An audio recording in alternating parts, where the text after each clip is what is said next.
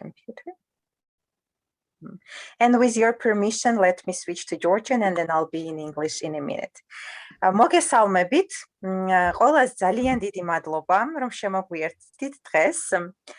უნდა ვისაუბროთ წიგნზე სელია აჰავას ციდან ჩამოვარდნილი საგნები, რომელიც ფინურიდან თარგმნა დიმიტრი გოგოლაშვილმა. და დღეს გვაქვს უნიკალური შესაძლებლობა, რომ წიგნის ავტორსაც და მთარგმნელსაც გავესაუბროთ, იმიტომ ორივე გვესწრება და ძალიან დიდი მადლობა მათ, რომ გამონახეს დრო და მოგცეს ეს უნიკალური შესაძლებლობა, რომ მათთან გქონდეს კომუნიკაცია და მათ დავუსვათ ჩვენი სასურველი კითხვები. დღის წესრიგი, თუ შეიძლება ესე დავარქვათ, გვექნება შემდეგი. თავიდან მე გაგიზიარებ ჩემ შტაბ-ჭრილებებს ინგლისურად, წიგნის წაკითხვიდან გამომდინარე, შემდგომ ქალბატონი სელია გვესაუბრება და მოგვიყვება როგორ მუშაობდა ამ წიგნზე. ამის შემდგომ უკვე ბატონი დიმიტრის მოვუსმენთ, რომელიც ასევე მოგვიყვება თავისი როგორც მთარგმნელის გამოცდილებას ამ წიგნზე მუშაობისას და ამის მერე გვექნება შესაძლებლობა რომ დავსვათ კითხვები. შეგიძლიათ მოიწეროთ ჩატში, პირდაპირ მე ამ საერთო ჩატში, ასევე შეგიძლიათ რომ დავსვათ კითხვები ქართულად და გადავთარგმნით ამას ინგლისურად, თუმცა ბუნებრივია ხალბატონი სელიაც და ბატონი დიმიტრიც ინგლისურად ისაუბრებენ. თუ რამეს დაზუსტება მოგინდებათ, ასევე შეგიძლიათ ჩატში მოიწეროთ. დიახ? ფინურად. ფინურად. ფინურად მარტო თქვენ. შიგადაში არ შეიძლება? აგრესიონის სამე უყურა სტუმია. ზეკა. თქვენვე თუ გადაგვითარგმნით მე დიმიტრი, კი ბატონო. კარგი. აგერ გავარკვიეთ, რომ ფინური ძალიან უნიკალური ენაა, ძალიან ცოტა ადამიანი საუბრობს ფინურად და დავტყბეთ, როგორც სიმღერას ისე მოვუსმენთ, ეგეც შეიძლება. კი ბატონო, ნამდვილად, საინტერესო იქნება ჟღერადობის ისა. გვექნება შესაძლებლობა. ძალიან კარგი. ქალბატონო მარინა, თქვენ ხომ არ მოგვესალმებით და არ გვეტყვით ორიოდე სიტყვას თვითონ პროექტის შესახებ, რომლის ფარგლებშიც ითარგმნა წიგნი. ზუსტად 2 სიტყვას გეტყვით ნამდვილად. მოგესალმებით ყველას და დიდ მადლობას გიხდით იმ დროისთვის, რომელიც გამოძებნეთ და აი აგერ შემოგვიერთდით. ავტორს ძალიან დიდი მადლობა. ქალბატონ სელია აჰავას მიხარია რომ ჩაგვერთვა და ძალიან კარგია რომ ეხლა მკითხველთან შეხვედრის საშუალება მიეცემა, ასევე დიმიტრის დიდი მადლობა და ყველა დამსწრეს. მე თავისთავად მოხარული ვარ რომ აი ამ ჩვენი პროექტ შემოქმედებითი ევროპის პროექტის ფარგლებში მივყვებით დასახულ მიზანს და გვაქვს ეს წიგნების წარდგენები, ეს უკვე რიგით მესამე წიგნია. მესამე ძალიან საინტერესო წიგნი ვიტყოდი და დიდი მადლობა მინდა გადავუხადო საერთოდ ამ შემოქმედებითი ევროპას ასეთი კონკურსების მოწყობისთვის, რაც საშუალებას გვაძლევს ჩვენს მკითხველებს აი ეს როგორც მე-20 საუკუნის ასევე სრულიად თანამედროვე ახალი ძალიან წარმატებული ავტორები და მათი ნაწარმოებები გავაცნოთ. ეს ჩვენი გამომცემლობისთვისაც დიდი წარმატებაა და ვფიქრობ, რომ მკითხველისთვისაც ძალიან საინტერესოა სრულიად ახალი ლიტერატურის გაცნობა, მით უმეტეს კარგი თარგმანი როდესაც არის, კარგი წიგნის კარგი თარგმანი ეს უკვე ორმაგი გამართლებაა და ყველას ვურჩევ რომ ნამდვილად არ მოიკლონეს სიამოვნება და წაიკითხონ და კიდევ ერთხელ დიდ მადლობას გიხდით. ასე რომ ბევრ დროს არ წაგართმევთ, ეხლა გურან და თქვენ გადმოგცემთ სიტყვას. დიდი მადლობა, ქალბატონო მარინა. All right, so I'm back to English, and just before I start to talk about the book, I'd like to mention our donors, which is a Creative Europe program of the European Union.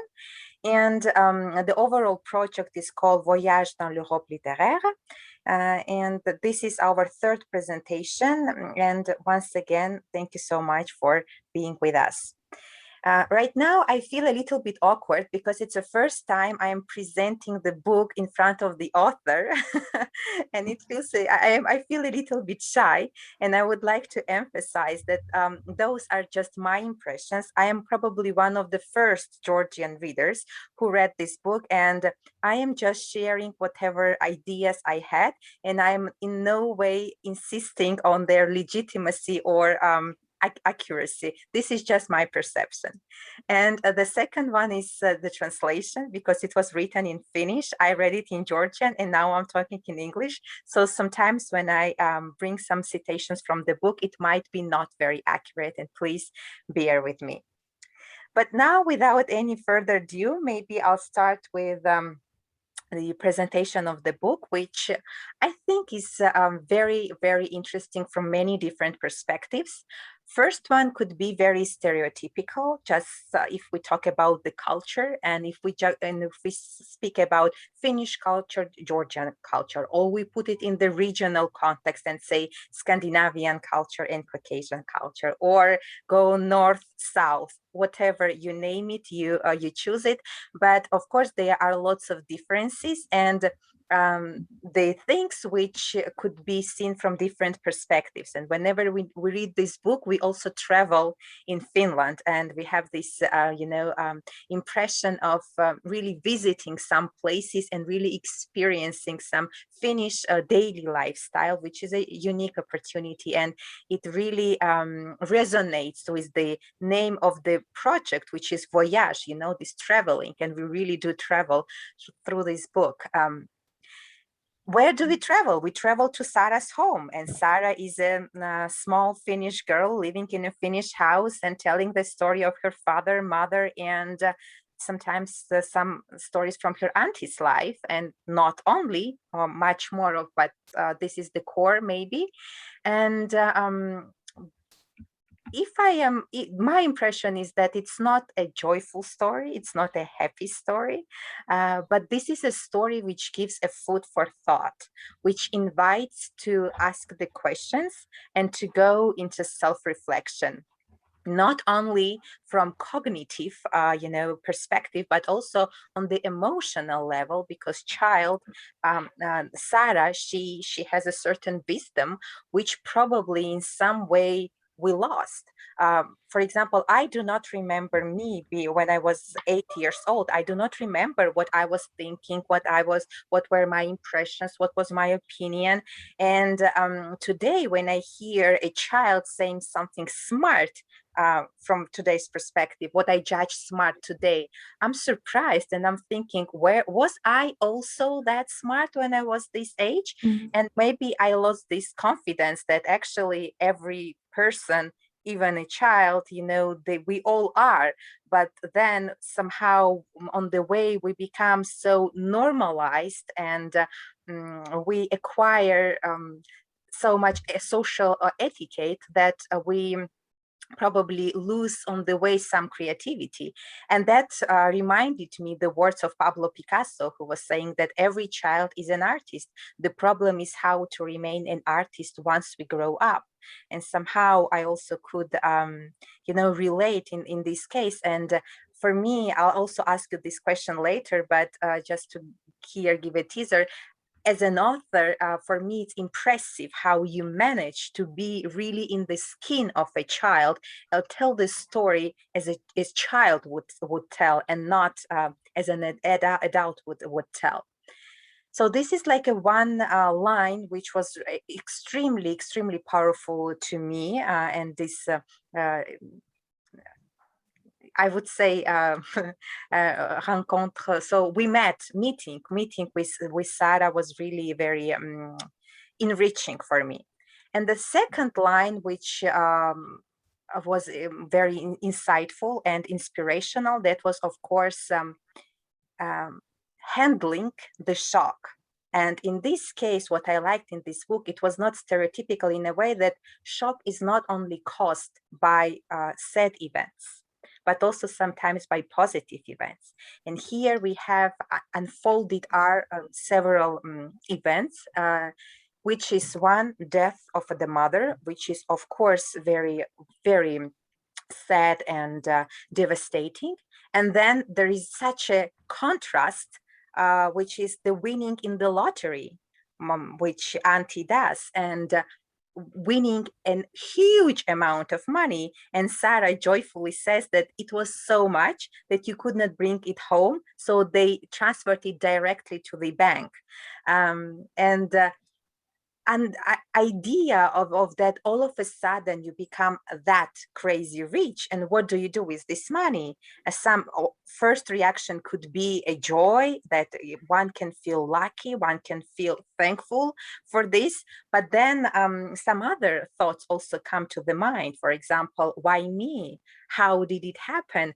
How did I deserve it? What I'm going to do now? And again, very humorously, it was mentioned that, you know, in the 21st century, even if you want to have a very luxurious life, in some part of the world, it's not very much appreciated. And in this case, again, we can juxtapose Finnish and Georgian culture, again, if we speak very stereotypically, but it really works. I mean, I've never been to Finland, but I was in Sweden, and I can, if I'm wrong, please forgive me, but I think to a certain extent there could be some shared points. And here, like if in Georgia, it's very much accepted that you demonstrate your wealth and you try to show how cool you are, how rich you are, and if you are not, you have to leave an impression that you are, and that's a good thing to do, or let's say socially accepted thing to do. In Finland, contrary on it, minimalistic lifestyle, being modest, being close to the nature, and not really being pretentious, not stick to the core values of humanity is much more appreciated rather than you know, expensive car or huge home, you know, huge parties and so on.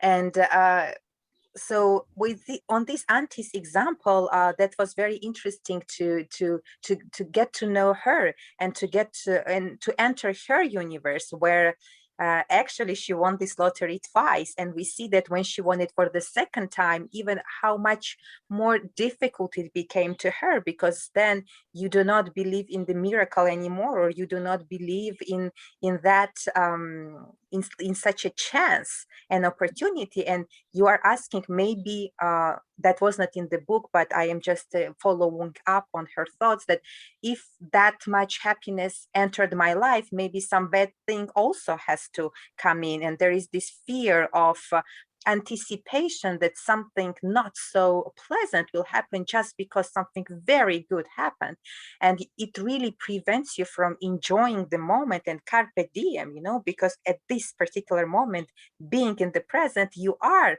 one of the most happy person in the world. And I was really fascinated and impressed how she went into self-reflection and quest of her personality, of her identity, and her communication and correspondence with one Scottish man who was thunderstormed 3 times. Again, one can judge it as a very negative experience, but that guy seemed cool, seemed relaxed, seemed that he found the way to continue to live without any major problems. While for her, at the first sight, receiving some positive gift in her life, it was very difficult to carry on.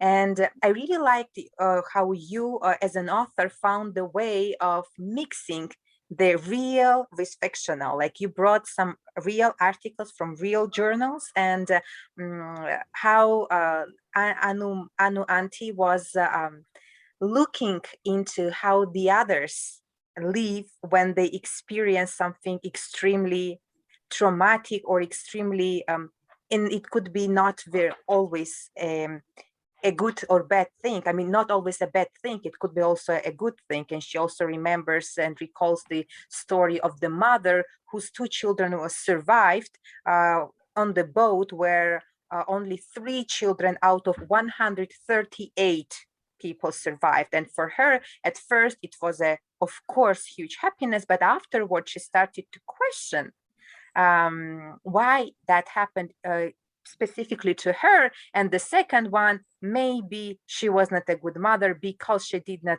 taught her children being enough humanism, and maybe they were aggressive while trying to survive, and directly or indirectly causing someone else's death in order to survive.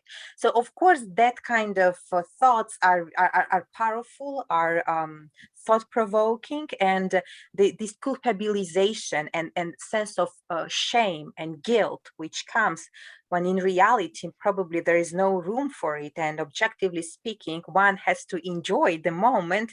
The sadness and sorrow also comes to the surface, and this is very, very interesting and unusual to watch, because in society people really tend to put things in the boxes and saying this is good and this is bad and this is positive and this is negative, and here we can see that everything is complex and everything is mixed. And one more thing which I really liked, it was the passage about miracle, where they discuss and ask the question, what's the miracle? Probably no one knows the definition, and people navigate without knowing actually what is miracle.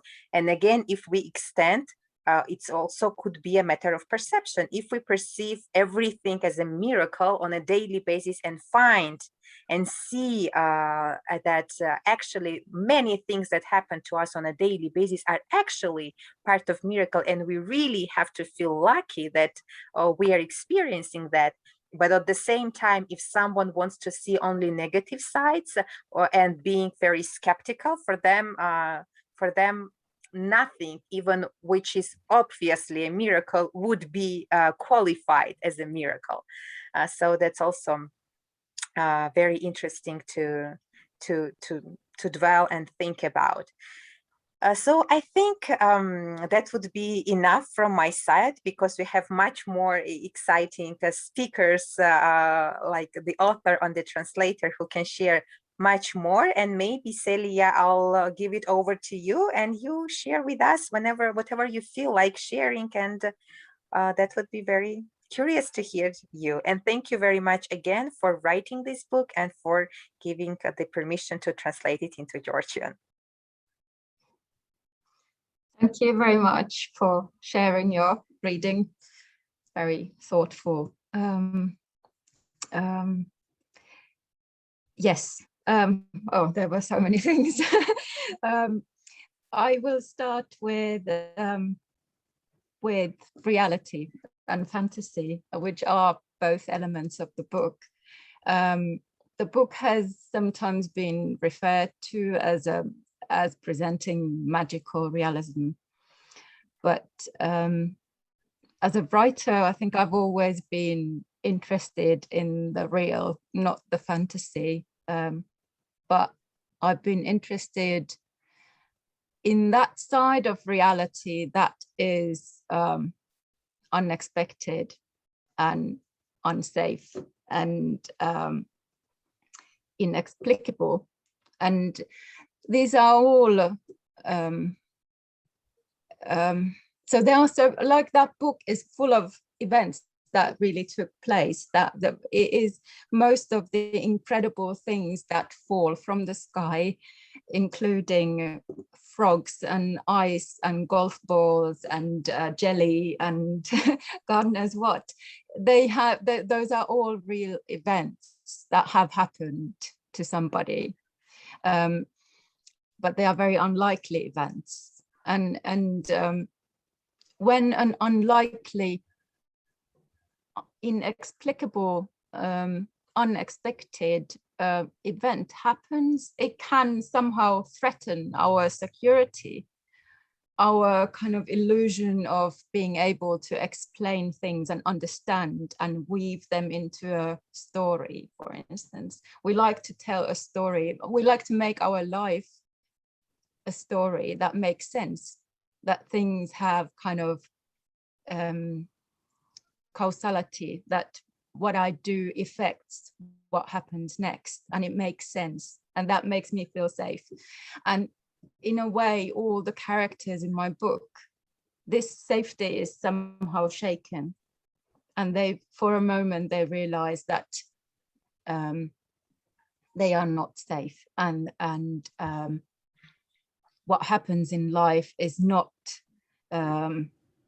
reasonable and explained.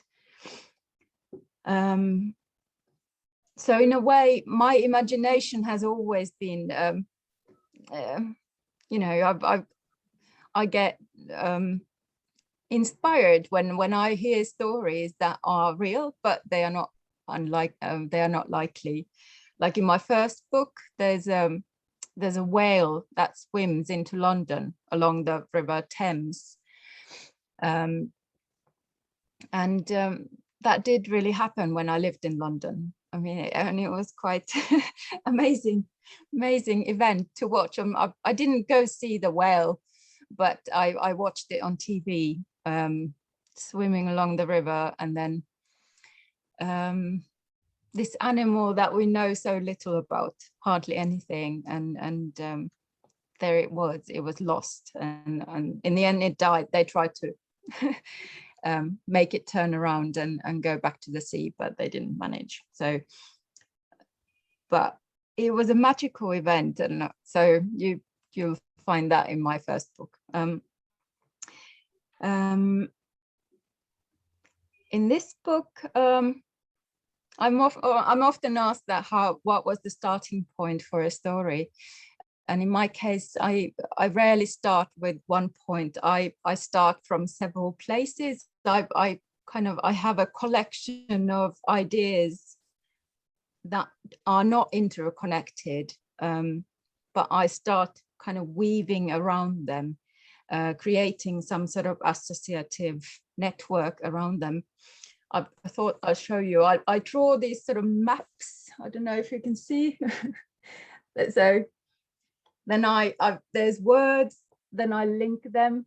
And if I at some point realize that something is not connecting enough, then I just cross it out and leave it out of the book. But so I create this sort of network of things, and then I start building it up. So my way of working is in many ways quite fragmented, and I don't start writing from the beginning of the book and go to the end of the book.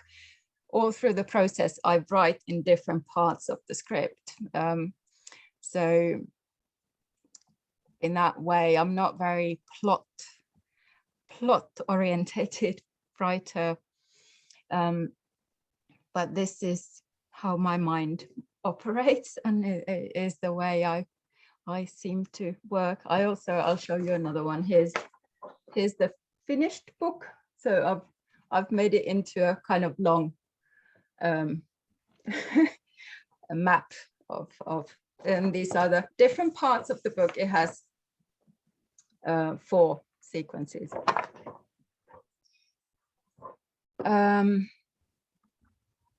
So in this book, I started, as you mentioned, the child narrator. I was fascinated with this idea of having a child with very big thoughts.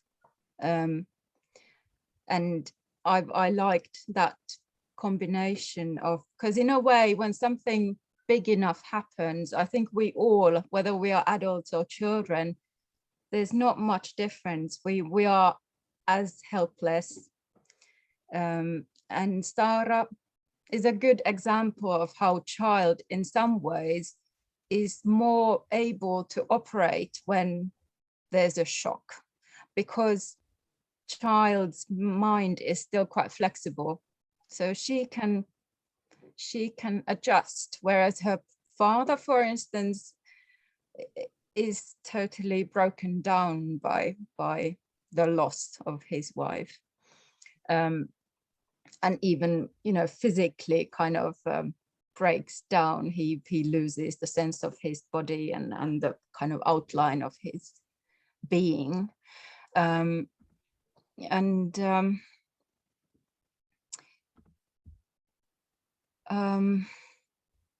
Yes, so this the child perspective was one starting point, and then there was the concept of coincidence and different sort of coincidences, as you said, both lucky and unlucky ones.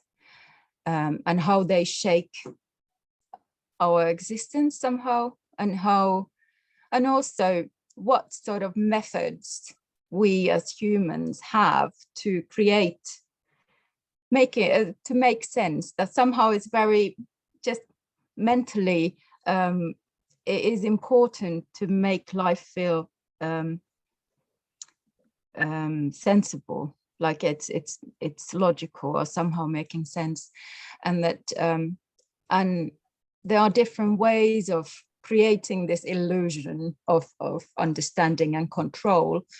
It can be a story structure, like Sarah is reading or watching detective stories, and they always follow the same structure, and they always have the scene at the end where everything is solved and explained, and that kind of gives her pleasure and comfort.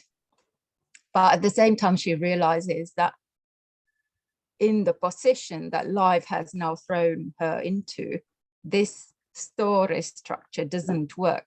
That there's not going to be a big explanation for the loss of her mother, that nothing can there's nothing that can justify and explain that loss. And somehow she has to live with that. Also, the house is a way of controlling or giving. I think this is very Finnish thing, that you control all the insecurities of life by taking care of the house. And father is worrying a lot about the roof and the walls and if there's leak. And this is all about the kind of yes, the worry of losing control of something in life. So the house and the walls and all these structures are very present in the book. And Sarah thinks a lot about the different ways of outlining her body, which is also changing as she's growing up, and the house and how she can go inside the walls in her imagination and so on. Yes, so one of the things on this map is outlines as a sort of bubble. So there's child's perspective, there's lottery win, coincidence, and outlines, time and repetition, and simultaneous things happening. So, and then one more thing that I also had in mind was this idea of somebody falling asleep for a very long time. And then there was the ghost. So all these things I've weaved into the book. So maybe I leave it there. Let me also introduce the house that I live in, because it is very much the same house that I write about in the book. So there's still some unfinished jobs there, as there are a lot of unfinished jobs mentioned in the book. So there we go. Is there a secret room which Sarah likes so much? No, unfortunately, there is no secret room. There is quite a fascinating little cupboard just behind this door where it's tiny space and there are ladders that take you to the attic. So my children are a bit afraid of that cupboard. They don't like to go there. But no secret extra rooms, I'm afraid. Thank you so much, Celia, for opening up to us and, introducing your comfort zone, introducing us your working style. For me, when I saw all these charts, it reminded me of the visual mathematician mindset. It's really very close to me, and I really like how you organize the thoughts that you have in your mind, and how your process is very creative, and there is a place for being spontaneous and chaotic, but also a place for being organized and really follow for whatever you want to say it in a structured manner. Then I think it's very much visible from the book that it's very well thought of and also transmits the feelings as well, which is very important. And thank you so much. I'm sure we will have many questions to you, but before that, let's give a floor to Dimitri and listen to him and about his experience. So please, the floor is yours. Yes, unfortunately, I have not listened to Miranda's presentation. Nonetheless, to say yes, explanations like deepening into the plot, which would definitely give me like a broader spectrum, is to say, to dwell upon and to talk about. I've got some ideas. I don't know, like translators' ideas are not supposed to be like very important, but somehow there are some. The brainstorming is happening every day during in the translation process, during several months the work takes, and I really regret, like I was translating the book in Finland when I lived in Helsinki, and it was like full pandemic. There was not a perspective for a presentation. I didn't even know when I would be in Georgia. Would I be present at the presentation if there was such to happen? So I missed a lot of I could have made a list of ideas which I get during translations, and I learned from my experience that basically they are the best ones, which might be like from something new, because I wouldn't like to talk about the plot because the book is already presented. So if I may, I would just focus on several, like very few topics, and one of them is the one which, and in matter of fact, yeah, it does also it matters that now it's 1 year or more than 1 year since I finished the book. Yes, more than 1 year. So unfortunately, like lots of I remember the plot, but the things which are on surface are those things which I would like to explain to Georgian reader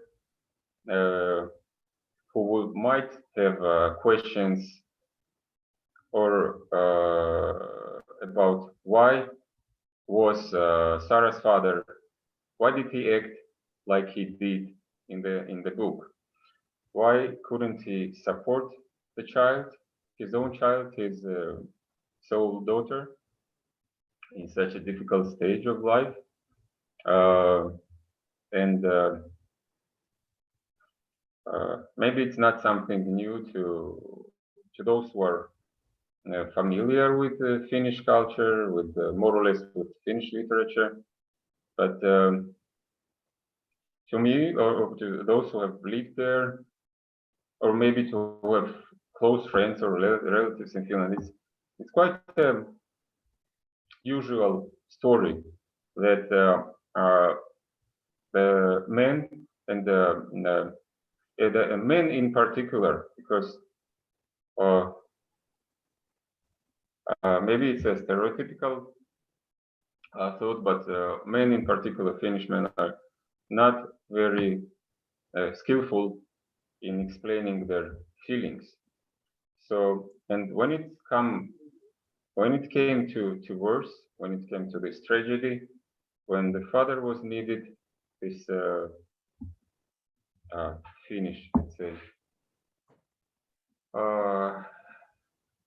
feature showed itself like in a very negative way, that he couldn't support his daughter. Meanwhile, he concentrated on his own tragedy or loss of wife, and it was like he turned out to be really helpless and like really, I would say, pitiful, because a grown man, like to Georgians, it would really sound and seem strange that a grown man was totally unable to support mentally his daughter in this disaster. On the contrary, he himself was the one who should be saved, who was maybe in a way like begging for salvation, and in the end he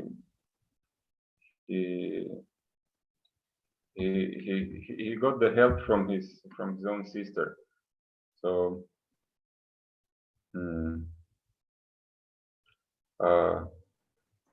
yes, my point was that unfortunately I see or I would like see many Finnish men in this situation unable to be a moral support to their closest people when something happens. But war is the different story.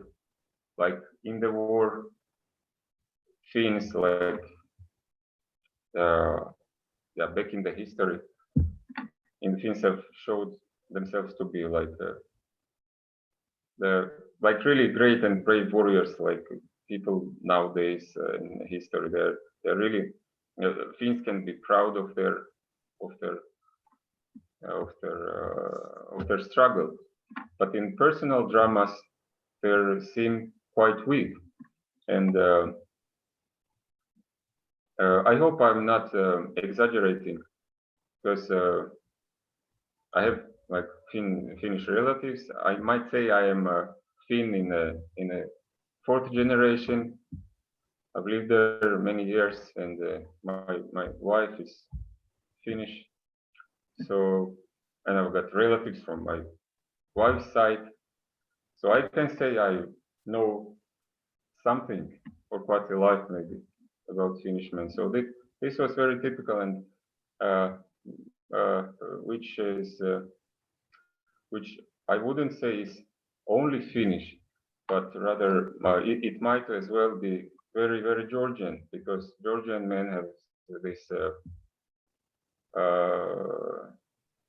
prejudice, or there are prejudices about Georgian men, that they're strong and they control everything. But when it comes to like really serious things or events, they show weaknesses which remind me of the same one. Like I'm talking from my experience. So yeah, this particular thing would be maybe something for the reader to learn about, to draw parallels to their own culture and to their own relatives, if someone happens to have such an experience. Yes, and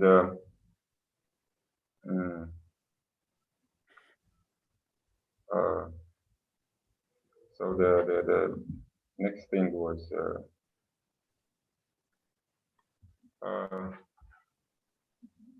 let me say something about the exhibiting his fortune, presenting his fortune or hiding it. Rwanda has mentioned it, like how Georgians like to show their fortune, but in Finland like the aunt who has won twice lottery. She became, in a way, she became a millionaire. And I thought it was also very, very typical and very Finnish that she didn't, she wasn't exhibiting it, but on the contrary, she was like very, she continued to live a very like humble life, and by the nature she was very modest. And in the end, it seemed like it didn't make her happy in particular, because compared to this tragedy, what happened to her family was quite stronger than the fortune she has gained. But I would just add that this again, Finnish way of not exhibiting that fortune is if we compare to the French way, for example, like in France, I noticed that people who are very wealthy, they tend to hide the fortune, like the posh houses behind the huge fences. It's like nobody's business what I've done, what I have as a fortune. I mean, while in Finland,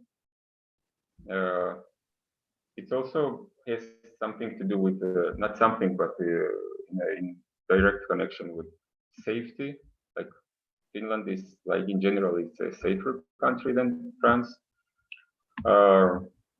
We've seen, my wife and I, like really like really luxurious houses, almost castles, like modern castles without fences.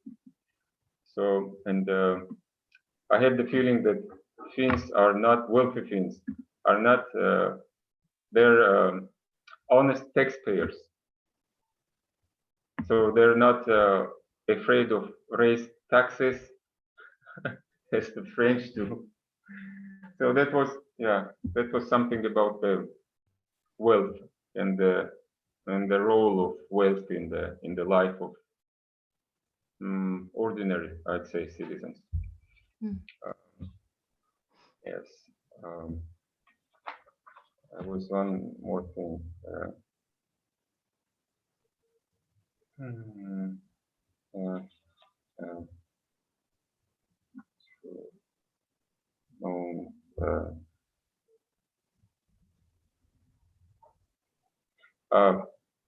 One more interesting thing was that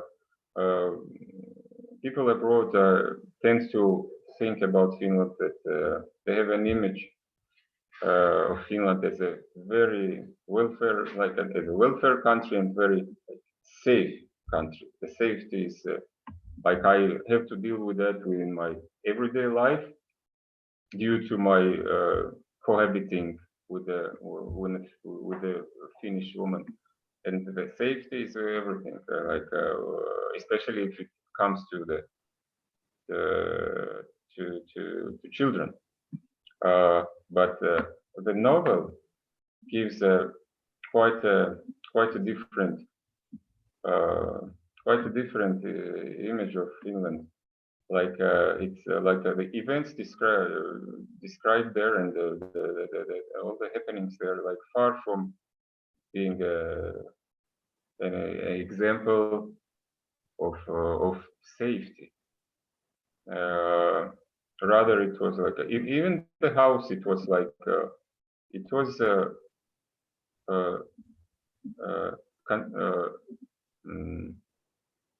continuously ruining, like demolishing all the time. That even to me it was not. It's not a typical Finnish house, like the houses, smaller or huge houses or villas. or small huts. They're very clean, and then they're like really safely constructed. And the house, which is like one of the central points in the book, I'd say, it is showing that it's demolishing every time. So it so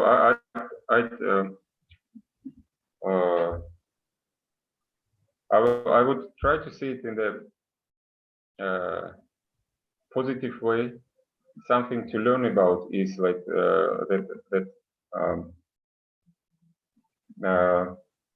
the Finnish welfare, or the welfare of some state or some Scandinavian state, doesn't mean everything, because people are not depending on the state's welfare, but tragedies, mishappenings, they can happen to everybody. And this was the house was one of the examples that nothing is permanent, nothing can be totally safe, and there are things much more important and earning much more caution and care than something material, you know, because if the house was, if the family, the father and the mother, if they would have taken good care of the house, the tragedy wouldn't happen. And the most important thing I've learned from the book, because I try to learn something, at least one important thing which I can use like for years or maybe for the rest of my life. Like the most important thing I've learned from this book is that never to leave the things undone, like never to leave them halfway unfinished. I guess that's all. Thank you so much, Dimitri, for highlighting some gender aspects, which is of course very important, but I really liked how you formulated the phrase of not being skillful to express the emotions. And I guess in general, we are all to the certain extent lacking emotional intelligence. We are so much taught and trained into train our brains, but not so much into how to deal, express, or address our own emotions and how to name the emotions that we have. So I guess in this regard, that's a very valid and important point. And the other one, I really liked how you made the parallel between the house and the life. And it seems like things fall not only from the sky, but sometimes they also fall apart. And that's also part of the life. And a normal thing, the important thing is to find a reason and find a motivation to go on and to continue living happily, rather than the fact that something is not working. And by the way, I think the last paragraph of this book is extremely optimistic and extremely, inviting to live and to be courageous to live, actually, So I think that's also a very, very positive note in the end. Now we have a time for Q&A, and maybe I'll say it in Georgian as well. ეხლა გადავდივართ კითხვა-პასუხის რეჟიმზე. მოვისმინეთ უკვე პრეზენტაციები, მეტნაკლებად შეგექმნა წარმოდგენა რა წიგნზე გვაქვს საუბარი. რა თქმა უნდა, ცოტა რთულია, როდესაც ჯერს თქვენ არ გაქვთ წაკითხული, მაგრამ კიდევ ერთხელ შეგვიძლია დავსვათ კითხვები როგორც ჩატში, ისე მიკროფონი გათიშოთ და დაიწყოთ საუბარი, უბრალოდ გვანიშნეთ, შეგიძლიათ ხელი აიწიოთ. და მოდით, სანამ თქვენ იტყვით, მე მოიფიქრებთ, უბრალოდ იქნებ პირველი კითხვა მე დავსვა. So I'll use the moderators, let's say, power, and before our participants are digesting what we have shared with them, because for them it's the first time they get to know the book, I'll ask my first question, and this is to Seleia, one to Seleia and one to Dimitri. So to Seleia is, you already shared with us. So yeah, no, I'll go with this one. Do you like as a human being to observe people? And do you have these moments when you are paying an attention to what someone is doing or saying, or some features in the physics of a human being, and saying, oh, this is something I'd like to give to my character, and I'd like to use it in my book? Do you have such a flash inspirations? This is for Celia. And to Dimitri, the question would be, you mentioned already, I mean, I think I can reveal that, and I won't doing a crime if I say that your wife is Finnish, and so you have a substantial ties to this country. While translating this book, I mean, did you feel like a breach, and did you feel even, let's say, responsibility into making a Finnish story understood for Georgian society? Because does not, I mean, we try, of course, to avoid the stereotypes, but still maybe certain things are very much understandable to you, but when you translate them just linguistically, maybe they won't be so much comprehensive for the Georgian reader who is not initiated into Finnish culture on some way, one way or the other. It could be also virtual, and as you said, through friends and so on.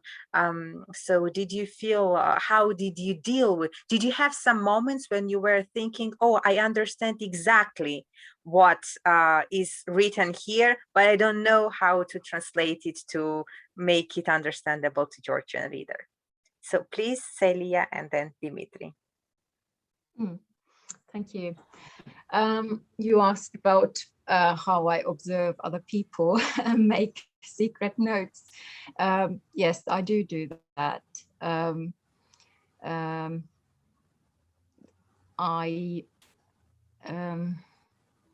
As a writer, I guess there's always the kind of the challenge is always somehow to translate events or features from reality into language. And that's always the kind of struggle that you are dealing with, how to capture something from reality and how to capture it with words only.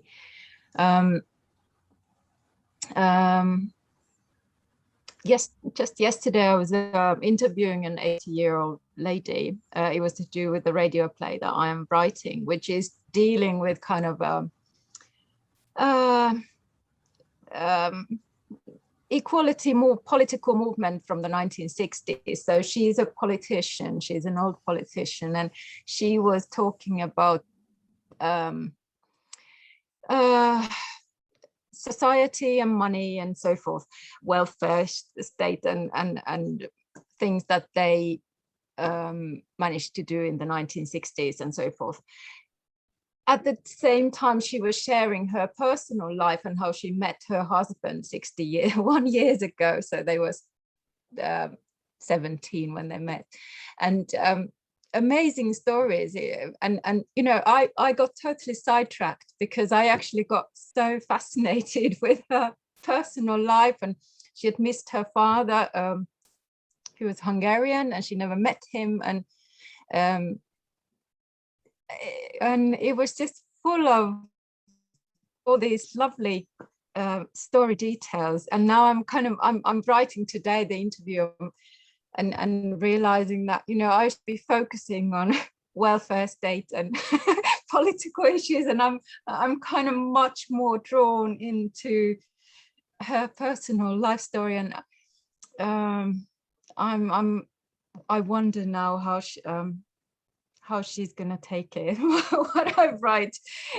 So sometimes it is that yes, what fascinates you is kind of elsewhere where you expect it to be.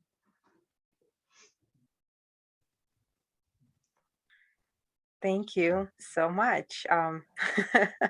Sidetrack. It's a yeah. It happens. It's a joy. Of course, it's something very interesting, but also I understand you like right now when you feel like you have to do this duty, but then you are,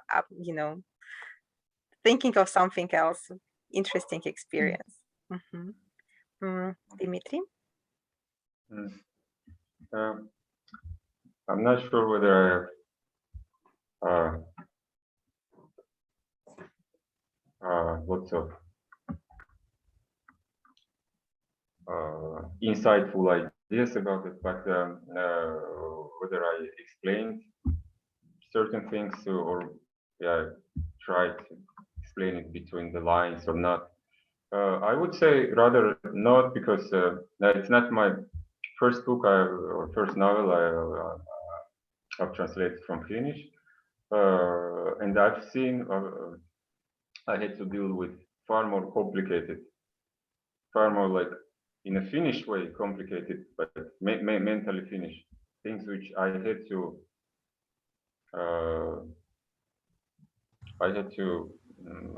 interpret into Georgian. But unlike those, this was my impression was that it was fully understandable for Georgian readers, except that the thing that the story is very sad, and to many taste maybe even depressing, but that's c'est la vie, that's life. It happens everywhere, and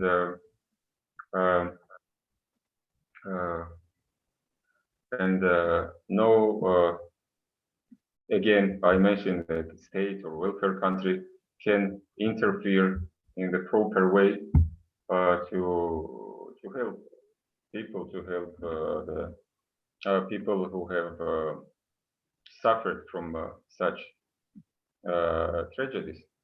So so my answer is that especially for instance, nowadays I'm trying to make some samples from this like very famous Finnish author and famous book, like back in the year 2000, and this is about one Finnish man who tries to be a Swede, to become a Swede, a real Swede, and on every second page I can say there is something I see myself where I see myself obliged to add something to explain, but in things from falling from above. No,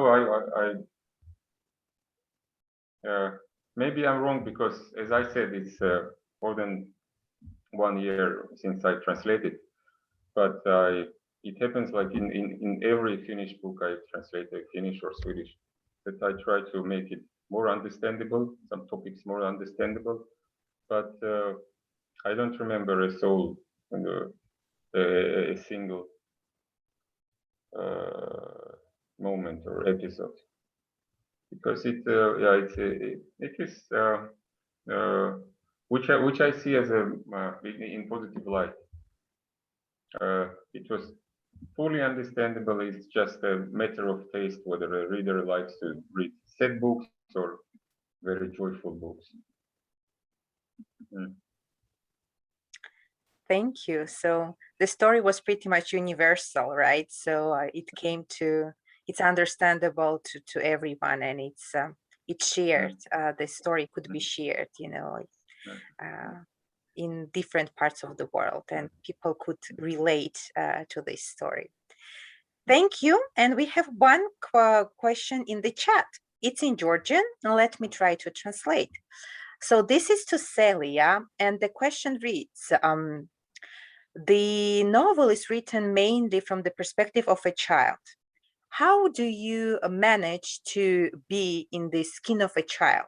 Do you recall your childhood, your impressions, or maybe you spend some time with children, or do you have some other technique that you use? Thank you. It is to do with language. So I don't put myself into the role of a child, but I am very careful with the language that the narrator uses, whether it is expressions or vocabulary, but also the way she reads events and learns about the life.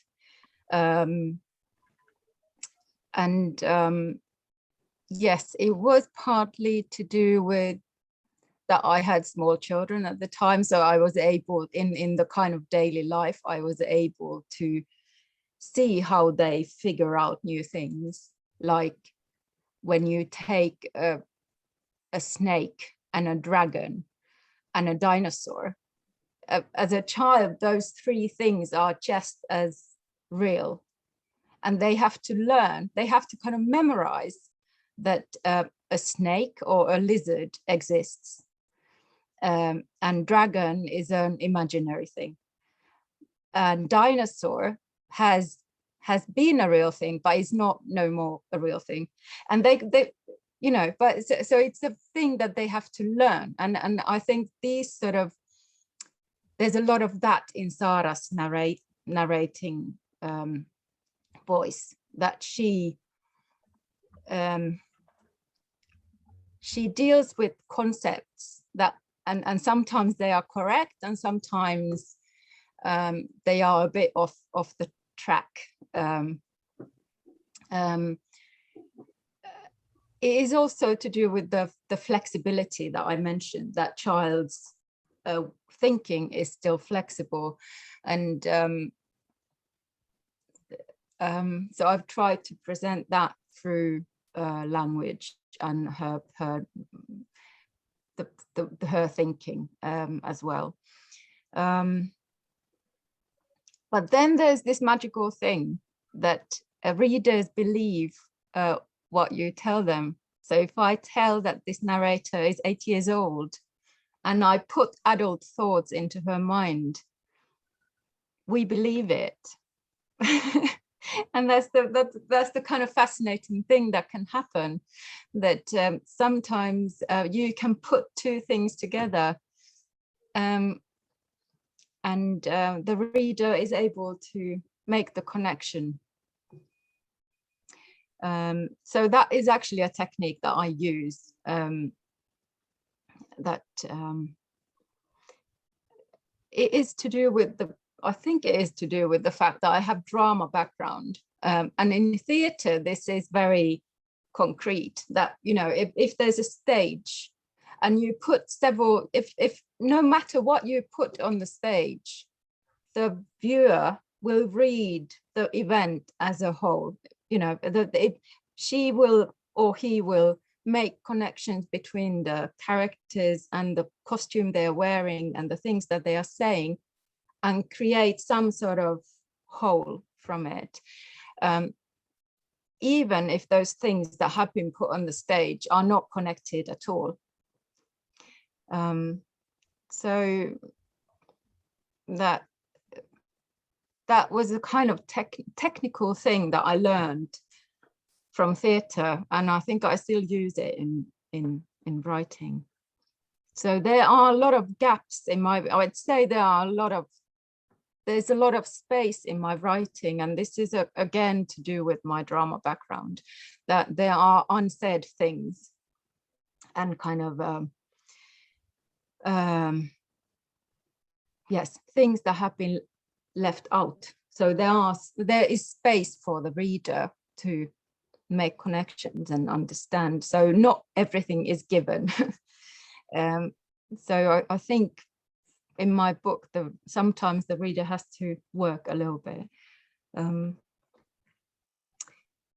If I compare it to a kind of literature that is very plot orientated and character driven, then the reader, you know, can lay back and let it go. Yes.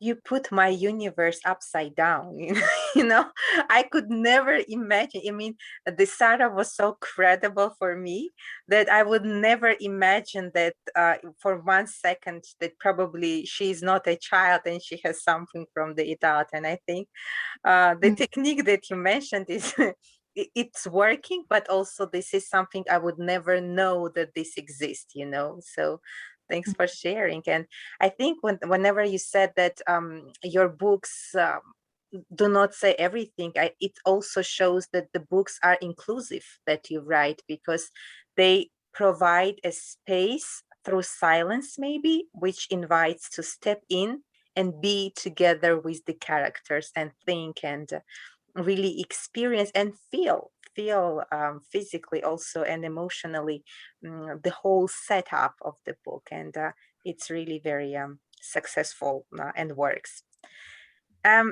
We have another question in the chat. I guess people are a little bit shy to ask questions in English, so let me translate this one as well. The question says that you mentioned about the part of the book where is the letter exchange, and you mentioned that there are some real articles used. So the question is, how do you select the articles? Did you just remember some articles that you liked and you were thinking that maybe you would use it sometime in the future, or you were so inspired that you had it in your head, or ad hocly, when you understood that you need some articles related to this topic, you started your desk research and you collected the articles to be used in this chapter of the book? Thank you.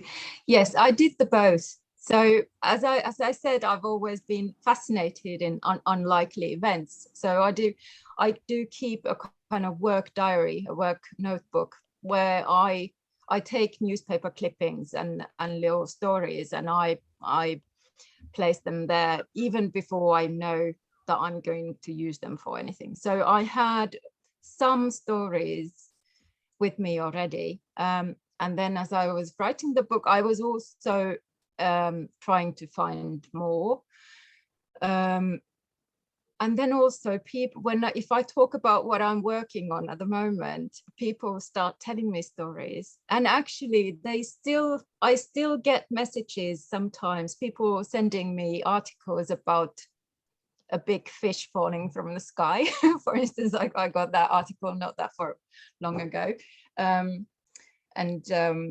such things. So totally unknown people have contacted me wanting to share an unlikely, crazy event that has happened to them. So that's been quite fascinating. I had read about this man who is hit by lightning in Reader's Digestive as a young youngster, and it had stayed with me because it was such a fascinating story. In reality, he was a forester in Canada, and he was hit 7 times, and then he committed a suicide because he went crazy. He couldn't mentally handle it. So my fisherman, I transported him from Canada to Scotland, and then changed it. So my character dies with the last lightning hitting him, so he doesn't take his own life. But some of the aspects of the fisherman are taken from that real life character. And then I found, like, for instance, there's a story about the rope walker, the man who walks on the rope and falls, and that clip of him falling does actually exist, and I found it on the internet, and it's I have tried to describe it in the book as well as possible, because it is strange how undramatic it is in a way. Then one event has happened to me. So I lived in London in 1998-99, and I just missed a bomb explosion by 10 seconds. And that is, I've written that in the book. So that was a kind of inexplicable event that took place that I could, and it kind of, nothing happened. In a way, nothing happened. I just missed it. But the fact that I missed the event kind of exploded this line of questions, like, why was I there that very moment? Because normally I did my shopping in a different shop. So I was there because the bus was late and I decided to go to this other shop instead. And why was I 10 seconds late from the doorway where it exploded? I was packing my shopping. So if I had bought one less object, would I have been at the doorway when the bomb went off, and so forth? And it was like I was full of these questions, and there was no answer. I realized that nobody can answer me why it didn't happen when it nearly did. And that is a kind of it's a very lonely place to be left with those sort of questions. And I think there's a part of that in Aunt Annu, who is struggling with these questions that, why was I hit with this amazing luck? What is life trying to tell me or teach me, and what's happening next? And there's nobody with whom she can share these questions. And this is why she writes to that fisherman, because she somehow feels like this man might be the only person in the world that could share what I'm going through right now, although he is in this loop of unfortunate events and she's in this loop of fortune, and they do connect with their experiences.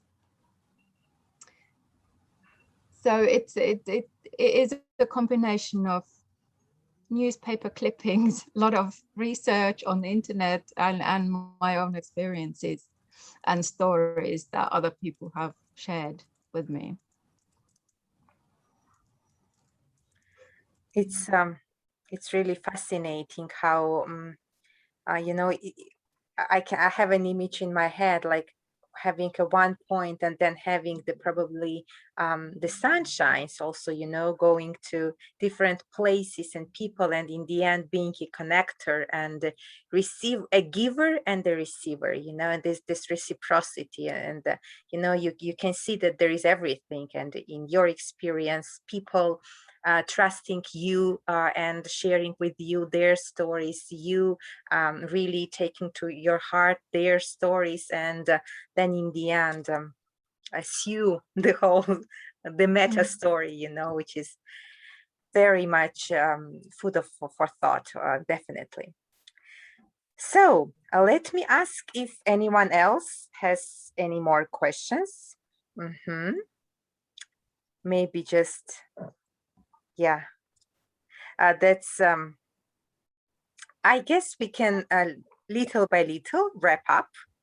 So before we close, maybe Dimitri, Celia, you would like to share something that we did not ask, but you feel like sharing? We would be happy to hear. Well, I would. I look forward to this COVID period being over, so I can meet readers and publishers abroad again in flesh and blood and not on the screen. Thank you. Yeah. May I ask in Finnish? I translate it into Georgian afterwards. May I ask something in Finnish? I will Yeah, Yeah. sure. So, voisiko kertoa vain muutamilla lausein, että mistä tuo uusi kirja kertoo? Te mainitsit, mutta en ihan päässyt sinne. Joo, eli mun uusi kirja ilmestyi viime syksynä. Sen nimi on Nainen, joka rakasti hyönteisiä. Ja se kertoo muodonmuutoksesta. Se kertoo naisesta, joka aloittaa elämänsä 1600-luvulla hyönteistutkijana ja elää 370 vuotta ja kuolee tämän päivän Saksassa. Se kertoo se kertoo sekä hyönteisen että ihmisen kyvystä muuttua, mennä läpi muodonmuutoksen. Niin, olen nähnyt jotain mainoksessa sitä, mutta joo, tuli aika, että tutustun. Niin, toivon, että tutustun joskus tarkemmin, lähemmin siihen kirjaan ja ehkä jopa syntyy kiinnostus sitten kustantamoon. Toivotaan näin. Jos käännän nopeasti georgiaksi. Kiitos. აი უკანასკნელ რომანზე შევეკითხე რა აზე არის ხო და მე უბრალოდ აი რაღაც ისეთ იმაში კატალოგში შემხვდა და ახლა მაინტერესებდა თვითონ რო ითქვა ხო და ასეთ მე-17 საუკუნეში ხდება მოქმედება და ერთ ხალხზე მოგვითხრობს რომელიც იკვლევს ეპლებს და წერებს და ის ხალი იცხოვრებს ესე იგი 300 რაღაცა წელი ესე იგი დღემდე მოდის დღევანდელ გერმანიაში სრულდება ეს მოქმედება. საინტერესო იქნება. ძალიან დიდი მადლობა. Thank you, because our meeting, turned to be very international and multilingual, and that's a beauty, of course, and that's a richness. And from my part, from the part of the publishing house Agora, let me thank you one more time for taking part into this meeting and answering all our questions. For me personally, and I'm sure for our participants, it was very, very insightful and interesting to hear from the first hands how the book was created and your working ethics, and in general being so open and sincere and willing to share with us. And of course, we do hope that the COVID-19 will finish soon and we will be able to welcome and host you here in Tbilisi. That would be really, really wonderful. And thank you, Dimitri, for being our bridge also and making in the end us listen to Finnish as well, and creating this feeling of really touching Finnish culture and animating the book for us to a certain extent. And let me switch into Georgian and also დიდი მადლობა ყველას, ვინც შემოხვედით, მოისმინეთ, დასვით კითხვები და ძალიან დიდი იმედი გვაქვს, რომ ძალიან მოგეწონებათ ეს წიგნი. ქაბატონო მარინა, თქვენ ხوار დაამატებთ რამე სანამ დავასრულებთ საბოლოოდ? არა, ძალიან მოხარული ვარ, უბრალოდ იმას ვიტყვი, რომ ძალიან მოხარული ვარ ამ შეხვედრით, საინტერესო წარიმართა. დიდი მადლობა მინდა დიმიტრისაც უთხრა, პირველ რიგში ჩვენს სელიას გამონახა დრო და ჩაგვერთო და დარწმუნებული ვარ, რომ ყველას სახით ვიტყვი დიდ მადლობას, იმიტომ რომ ნამდვილად ძალიან კარგი და საინტერესო შეხვედრა იყო. შენც ასევე გურანდა არაჩვეულებრივად წარმართე ეს საღამო და ძალიან დიდი მადლობა. მადლობა თქვენ და thank you so much and hope to see you very soon. Thanks. Thank you. Yes. It was a pleasure. ნახვამდის. კარგად, მეგობრებო,